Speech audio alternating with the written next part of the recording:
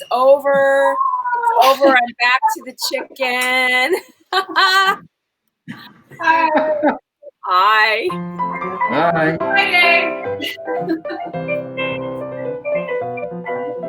We're so happy.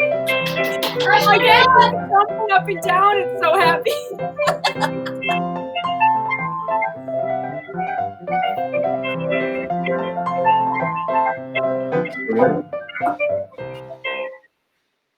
Okay, we are in, we are here, and we are having cocktails. Hello. It's another Hi. night, and we've got Santa Fe Spirits, Colin and Leif with us tonight. Yay!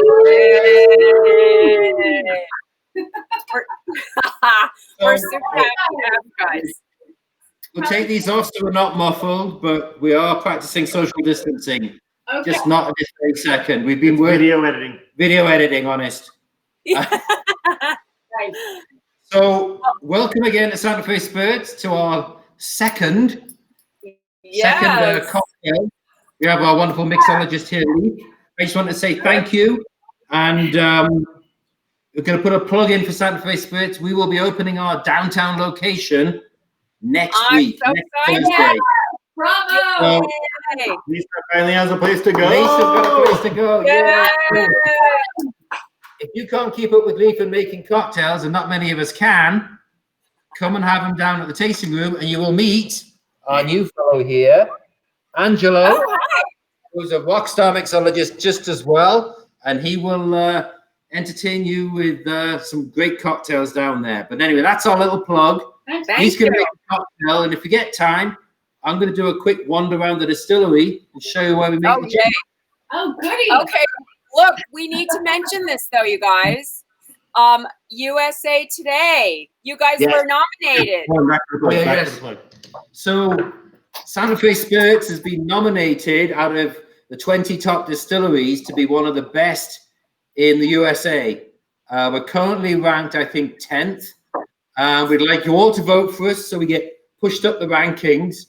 Yeah. It's a weird ranking system because you can vote on every device every day. Wow. So set an alarm every morning. So we need your help. Okay. We're nominated for, and the ladies will share the link with our viewers. We're nominated for Best Gin Distillery and Best Brandy Distillery as well. So we'd love to get your vote every day on as many devices as you can. Help us sell stuff. Okay, Yeah. everyone, we told you that Santa Fe Spirits was amazing. It's true. Yeah. So vote. Take it for Oh, this gin. Over to the This cocktail. gin, I almost got a straw. Over to Leif. Perfect. So, my friends, nice to see you all again. Again, my name is Leif. I'm the sales director for Santa Fe Spirits. We're happy to have you in our building and in your own living rooms and wherever you are making some cocktails with us. So today we are going to feature our Wheeler's Gin. Yes. So first, I want to talk to you about the gin a little bit. Let's give everyone the label. The girls have that. beautiful label. Beautiful. Awesome. So Wheeler's is, Colin mentioned last week, I forget his first name, but he was George Montague Wheeler. So he was an explorer that, explored these parts of the world. And Wheeler's Peak is the highest peak in New Mexico for us. So that's where we took the name from. One of the cool parts about Wheeler's is the botanic mixture. So when we talk about gins, I would describe gin in general as the original flavored vodka, right? So different botanicals flavor this base spirit, and we'll talk a little bit more about it. So the base of our Wheeler's gin is corn. So we mentioned last week, vodka can be distilled from anything that has distillable sugar, mostly cereal grains. So our vodka, which is the base of our gin, is distilled from 100% corn, which we talked about last week as adding a little bit of a sweetness for the vodka category. For me, that translates through to the end product in Wheeler's as well. So thinking about that as in general, so gin's the original flavored vodka. any number of botanicals can be put into gin. So Lisa has a question. Yes, Lisa. Leif, I did not know that, okay? And I come from an alcohol, my family makes wine, and I did not know this about gin. I always thought gin was something unique unto itself. I did not realize it was a vodka base. I always thought I mean, you basically start with gin like you do with vodka. It's a neutral grain spirit of some sort. And then you add the botanicals. So I'm saying that as, kind of, 100 years ago, late 1800s going into the 20th century is that that's the original way that people had gin, was that it was the, flavored botanicals in their vodka. Like so, gin. Yeah. That's cool. So then making it, so what botanicals different distillers choose to put in their mix makes a big difference. For wheelers, we pare down there can be any number of botanicals in gin, 50 to 20 botanicals. The only thing that it has to have legally to be considered a gin is juniper of some sort, right? And so the botanical mix has to be, juniper, I would say heavy. So your London dry style gins, like you were mentioning, Sapphire earlier when we were talking, your Tanquerays have a very high juniper content. Right. That's just the way that's made. For wheelers specifically, we use botanicals only sourced from within 30 miles of our distillery in Santa Fe. That is so, like I mentioned, the juniper, which you can find up on Wheeler's Peak until Tree Line, obviously, but has to have juniper. So juniper is the first botanical in our gin.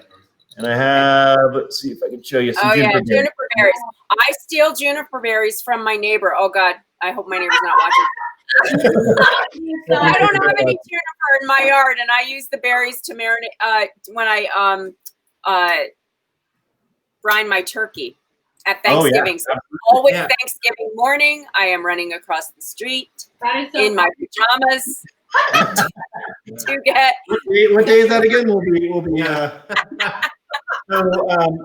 So all gins have a juniper component, fairly heavy. I wanted to mention about our wheelers. So it's not a London dry style gin. The juniper component in the fraction, I'll talk about a little bit how we make the gin, or maybe Colin will. But the juniper is pared down quite a bit in terms of like heavy, impactful London dry style juniper forward gins. So the other botanicals that we use also are sourced from at least 30 miles within where we are in Santa Fe.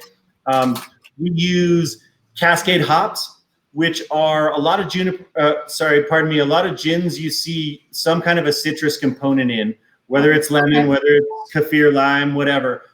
For us, we use the Cascade hops as that kind of high citrus note of our gin. So that's very notable. When you smell the wheelers, the first botanical I get is this really heavy herbaceous sage component. So we use desert sage, which you can find, like I said, right in our neighborhood.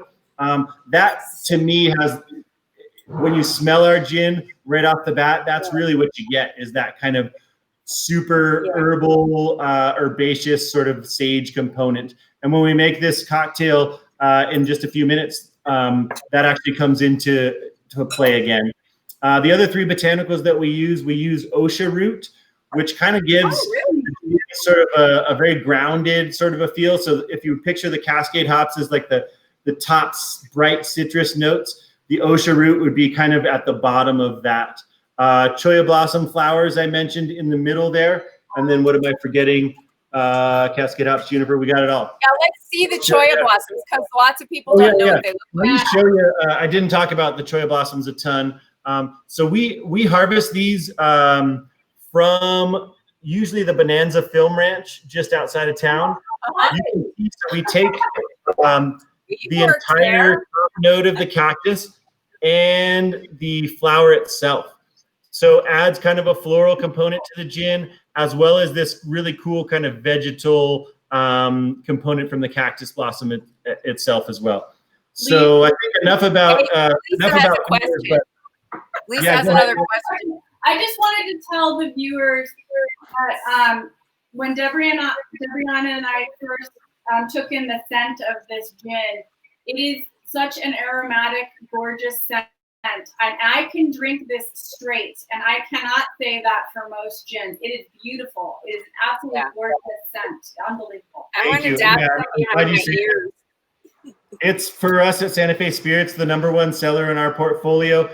It really has hit a vein with us in the Southwest. Is it's so terroir driven, and it really feels. I was describing to the ladies earlier when we were talking. Wheelers, to me, the flavor and the smell profile of it is like hiking in the high desert in a rainstorm. You get this kind of mustiness and kind of, so we're excited that Wheelers kind of shows where we are in the Southwest as well. So that being said, we're going to talk about a classic cocktail with our little twist on it. We'd love for you to support us with the Wheelers. It's really a phenomenal cocktail gin. Okay, we have a question. Can you get it on the East Coast? I know we have distribution. Colin walked off. I know we have some distribution in New York. Yeah. Can you tell us a little bit on the East Coast and, other than New Mexico and Colorado, where we might be able to find Wheelers? Yeah, you can get us. There's a lot out here in the Southwest, but you can get us in New York, still in Chicago, and there's about 2 stores in San Francisco that have us. But we're working on expanding that. We're in like Montana, Wyoming, Colorado, Oregon, a lot of other states like that, and now in Texas. But is there a specific store in New York? Like, say somebody wanted to order it on the East Coast from a New York store. Is there a supermarket chain or a liquor store, or where do they? The biggest and best one that's known is called Astor's. Astor's is a massive store. Sorry, I'm walking off screen there. Well, we're mostly around New York City, but we are all over the whole state. Okay. But if they just go into their store and ask for it, our distributors all over, so they should be fine. Okay. Astor's, and there's another one called Surrey. I think it's called Wine and Vine. Oh, yeah. I remember Wine and Vine, yeah. So somebody has juniper and cholla blossoms. Do you think you're going to make some gin, person? I hope so. I'm going to let Leif. Yeah, there's plenty of juniper and cholla blossoms around, isn't there? I'm going to let Leif get back to making these. Sorry? I call the chollas New Mexico rose bushes because they're just so beautiful. I love that place. They do look like that when they're all purple. I'm going to let you get back, but I will tell you, it's raining on the south side of Santa Fe where we are already. So it's coming your way. Oh my God. Paul will come back and possibly take us through a distillery tour in a bit. But ladies, you have everything ready for your mixing? Yes. Awesome.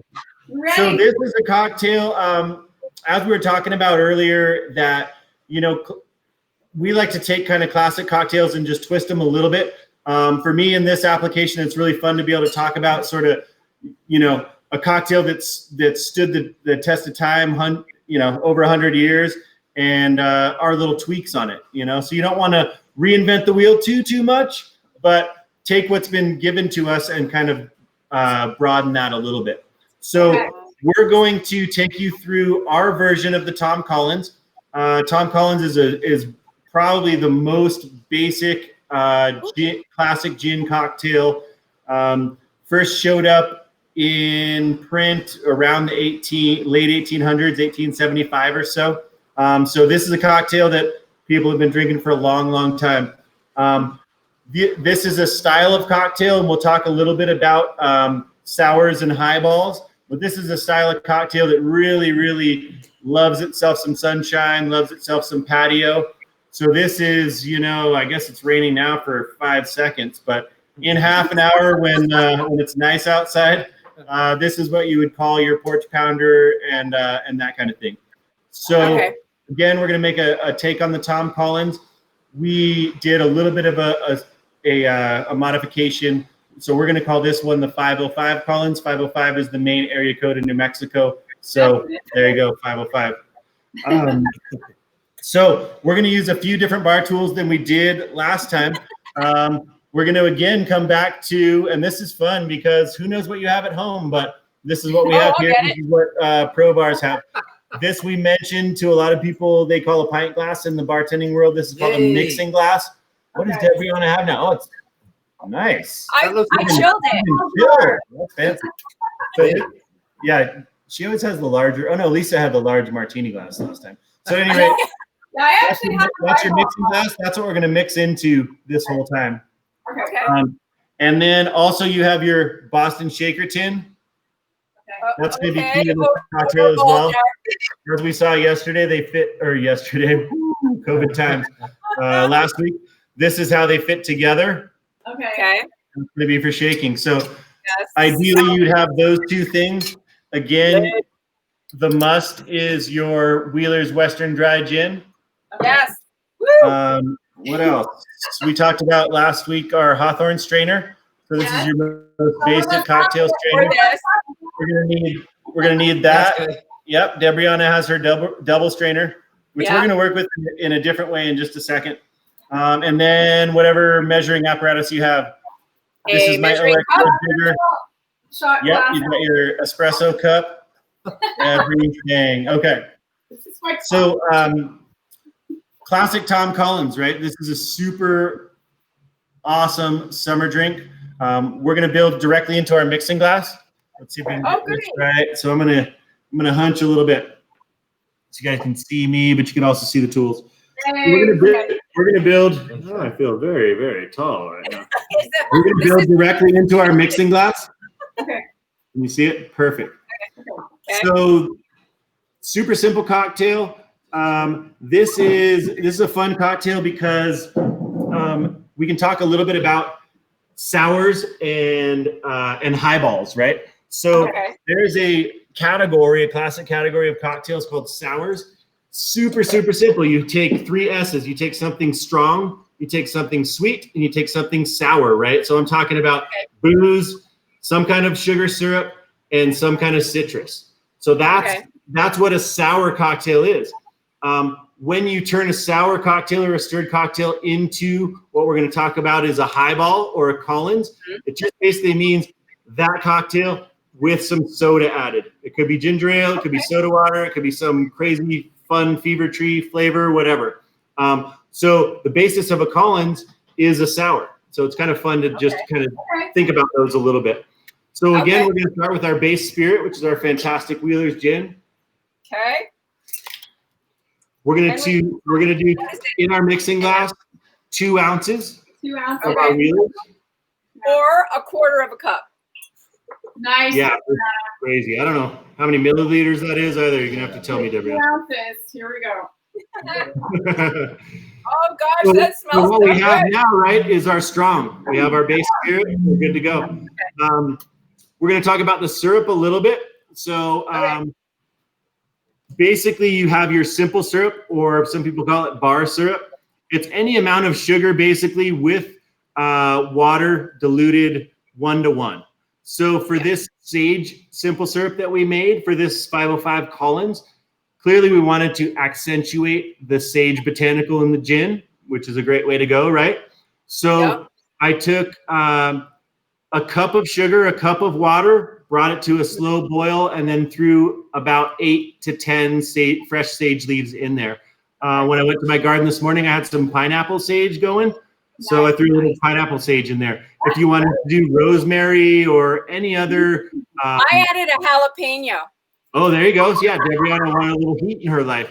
I have some of Debriana's sage syrup. We make simple syrup all the time, Leif, on Corona Kitchen. Perfect. Okay, so you guys know all about that. You know it, yeah. So at any rate, yeah, that's a fun way you can twist up this cocktail to your liking, is do any other sort of herbs and spices in there.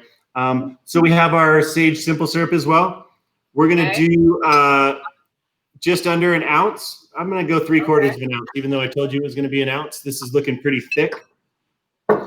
And then fresh citrus. So for this cocktail, for the Collins, it's lemon. This is a good time for me to tell you I don't have a lime press right here, huh? Fresh versus sweet and sour versus fresh.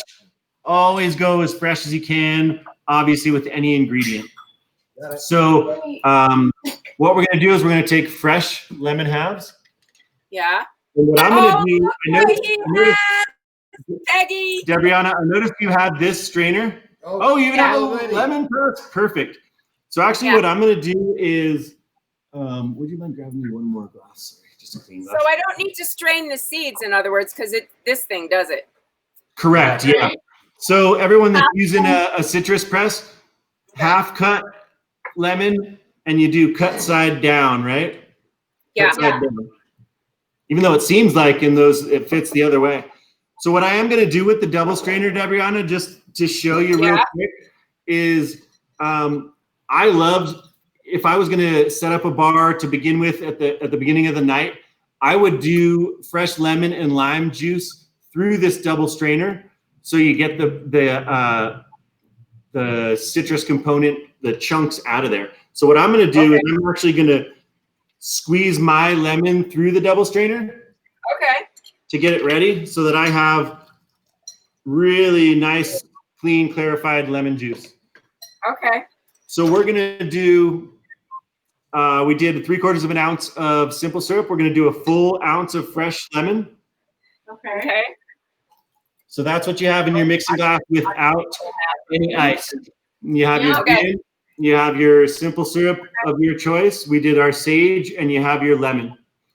So we're going to add ice to that. We're building in what I would call either a highball or a Collins glass. So it's, your tall, thin glass is ideal for this cocktail. So I add a little ice in there just because I like to start with everything completely cold. So I'm going to dump that ice out. So I have my completely chilled Collins glass ready to go. So back to our mixing glass, my friends. We're going to add ice. Just a lot of ice. Yes, for this cocktail, I would completely pack your mixing glass with ice. This being said, I wanted to, before I shake, I wanted to tell you, you could build this cocktail directly into your Collins glass. If you don't have a shaker, it'll still taste good, but this is the ideal way to do it, right? We're going to shake with ice those 3 key ingredients that we talked about for the sour: the sweet, the strong, and the sour. Yeah. So shake those up nice and good. When we shake a cocktail, we shake it to wake it up, not to rock it to sleep. So I don't want to see any of this kind of business, right? We're talking about the dilution. We're talking about getting it cold. It's part of the cocktail, so get into it. Shake it like you mean it. Always with a smile. Tom Cruise movie, okay? What's up? Yeah, Lisa's got her good shaker technique. This is not really funny on a side. If you want to just Google different shaker techniques, it's really, really funny. What you don't want to do is just shake weight, right? Okay. Great. You can lose your teeth that so way. We're going to crack the egg. We've got our Boston shaker. We're going to put away our mixing glass. We're going to get to our Hawthorne strainer. We're going to strain that into our highball glass. I mixed in my glass. Yeah, Perfect. I'm pretty right in my glass. It's current kitchen, right? What are we going to do? Yeah. So I'm going to add ice now. And tell us about the garnish. Not there yet. Not there yet. So one last thing. So we talked a little bit about a highball, right? So a highball is a style of cocktail, and it basically means taking a sour or a stirred cocktail and adding some kind of sparkling agent, right? Like we said, soda water or Sprite or something fancier, ginger ale if you have it. What is that? Yep. So nice soda water. So what I'm going to do, I like our Topo Chico, just nice light. If you can. Topo Chicos. So if you can start with cold. So we're gonna do what we call lengthen this cocktail. Sometimes you hear people talk about a long cocktail, right? That just means a cocktail with a soda mixer, pretty much. So this is your highball. I'm gonna do one last. And then garnish. So you can see. So I did. It's funny. All the cocktails from this era are garnished with the cherry, right? And so this is traditional. But what we're gonna do is we're gonna do a lemon wheel.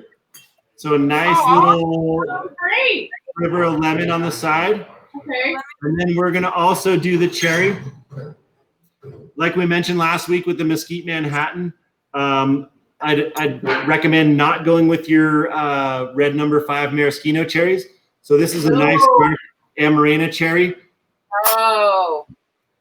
That is absolutely your classic so pretty. pounder. I have to take a picture.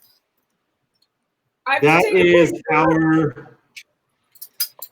our version of the Tom Collins, the 505 Collins, with a little bit of sage in the syrup, so that you can this is just feel that. This is just heaven. Normally adult lemonade. Normally we all share, but in these days, I'm going to do my. I learned this as a bartender, which was 80 years ago. Just a quick. You're right. Lisa's right. Oh, that's so good. Cheers, you guys. Thank you. This is so Cheers. Good. Wow. Super fun. So if you're a little bit more into, well, let's just say, hey, you want to switch up the spirit, right? This cocktail is phenomenal with vodka. It's phenomenal with gin. It's phenomenal with even whiskey, right? So fun to be able to switch up the base spirit as well. But something about the would that be a whiskey sour?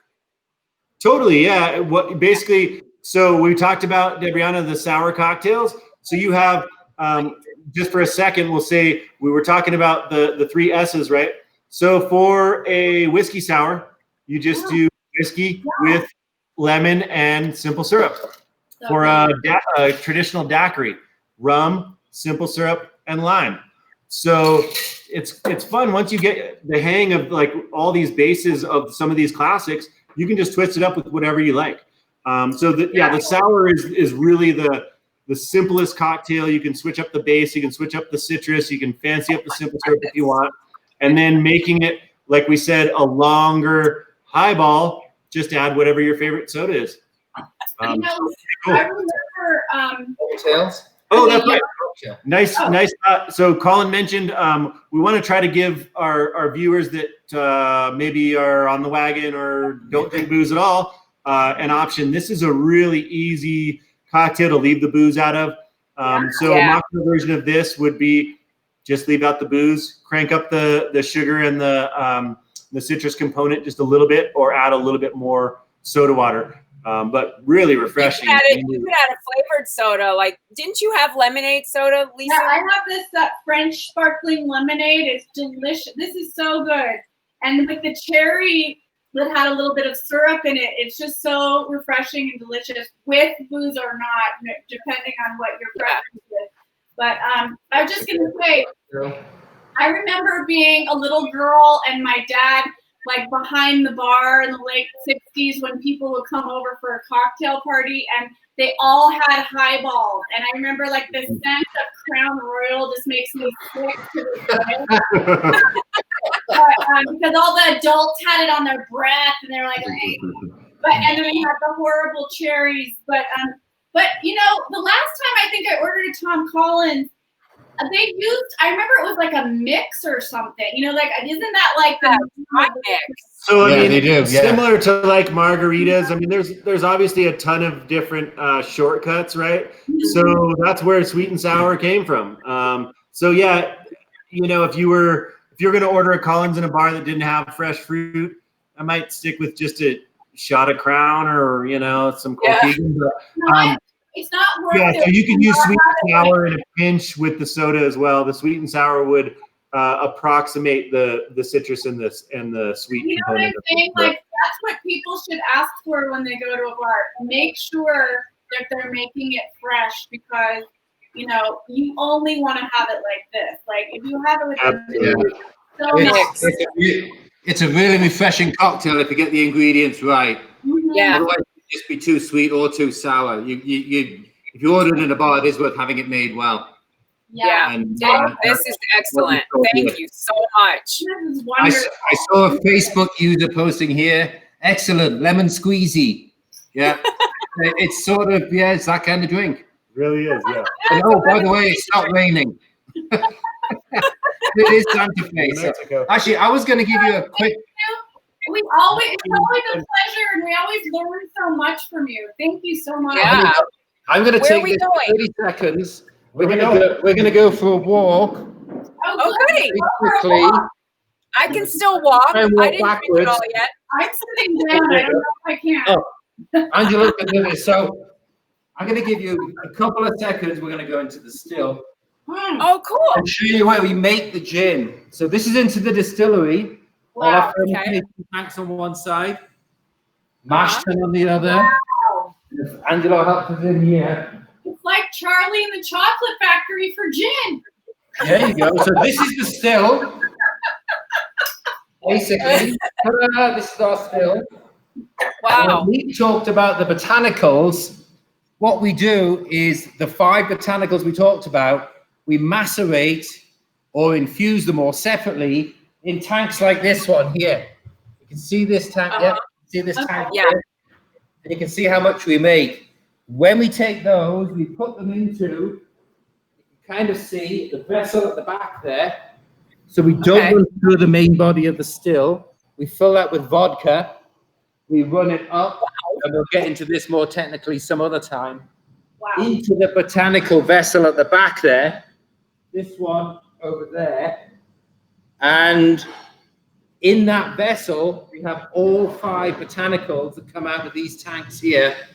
Okay. All those tanks we empty in there, and basically a bubbling vodka at high proof and at high temperature through that vessel, and then it comes over here and out of this pipe into our container, and then into the bottles.